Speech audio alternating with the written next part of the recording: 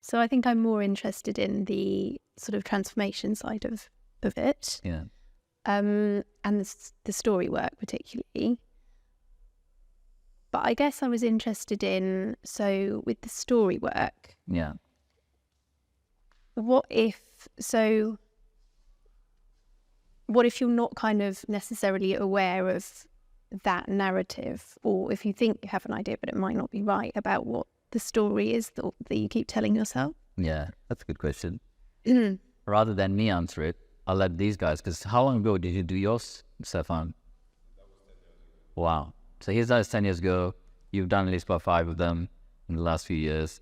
So maybe you get some impressions. And I didn't know you were going to ask that question. They didn't know either, unless they're psychic, which they kind of are. So what, maybe a good Stephane, and then he can... So it's just about, I guess, the story work and the narrative that's going on in your mind. But what if that's kind of like buried quite deep in the subconscious? And so she was like, how do I know what it is? How do I identify it? How's it all going to work? Do I need to know it? Blah, blah, blah. So why don't you go, Stephane, and I will come to Lizzie.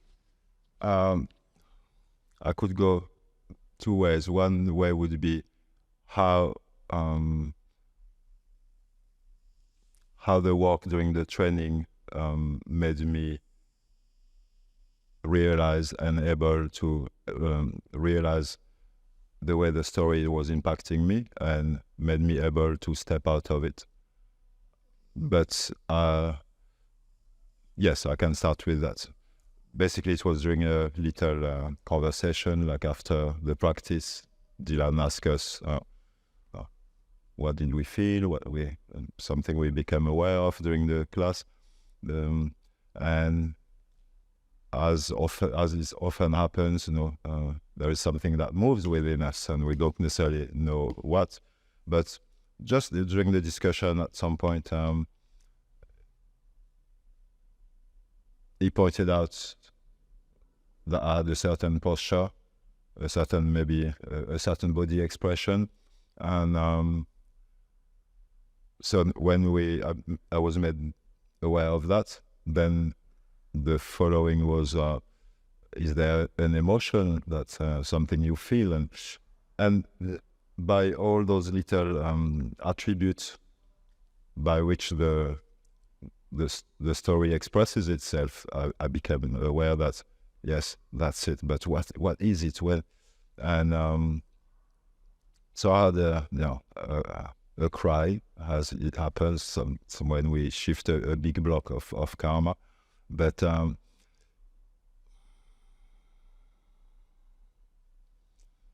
then the real realization was to identify what triggered that, and actually that this realization deepened or came even long time after this moment. There are another layer of to pinpoint the root of it.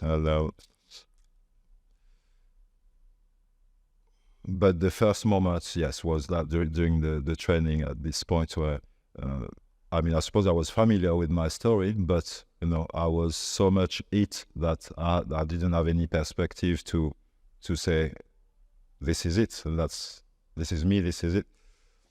So it was a first opportunity to come to realize that, it's there, it exists, but I am not it,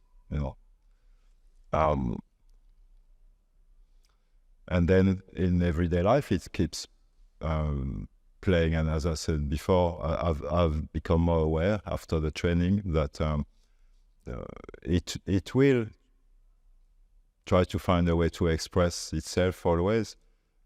But then we have this ability now to put some space and some distance between its expression and what we are. So yeah, we can tame it and love it. Yeah. So how to answer your question, how can we become aware of it when it's so deeply seated in subconscious? Because it expresses itself, it doesn't stay quiet. So you will know. You will know once you've got few clues of how it impacts your voice, your presence, the way you move, the way you stand, the way you accept to be seen or wants to hide, that sort of thing, you know. Nice. I'll pass it back. Okay. I think Stephane explained that really well.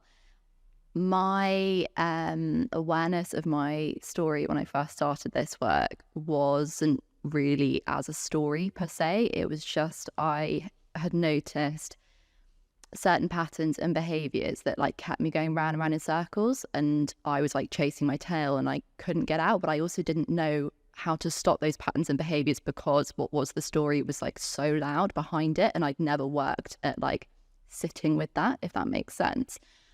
And the beauty for me was that I came in and I did my first awaken and then inspire pretty much straight afterwards.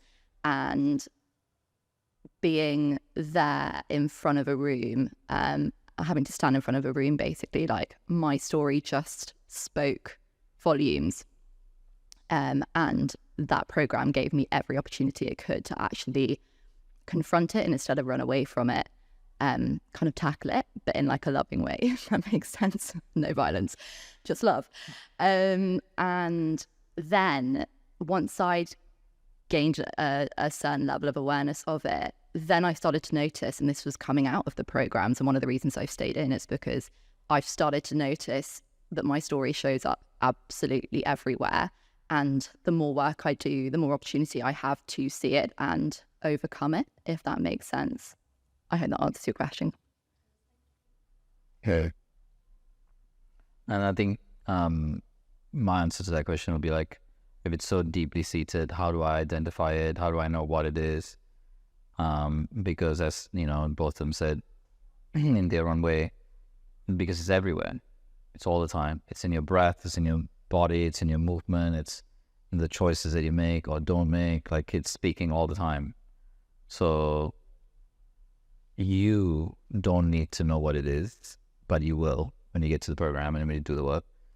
But also being too attached to actually knowing what it is, you know, like the needing to know what it is sometimes a thing that's just going to stop you from freeing yourself from it anyway, you know, because the very thing that needs to know and identify it is itself. Like, it is trying to go, this story thing, let me help you with it. Who's speaking? Well, the story is speaking.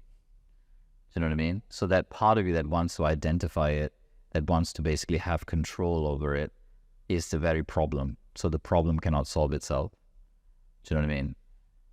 And you don't need to actually, because the process is not so much in a logical progression of you identifying it, therefore keeping the story under control.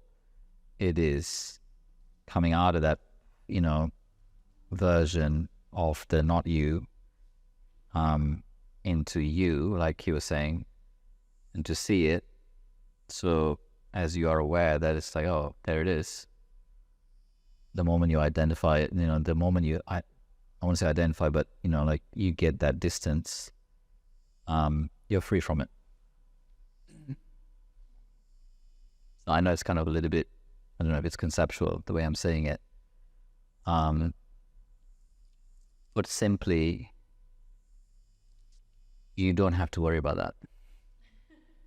Like, you simply just need to show up and do the work that's there. You know, the process is built in such a way that it will help you identify if it's needed, but actually more than that, free yourself from it. Yeah. And you'll do that not just in a logical way or in like a head thinking way. You'll do that in your body. You'll do that with your breathing. You'll do that in like all these different ways that you can relate to as a human being. Not just thinking, because thinking is just one of the modes.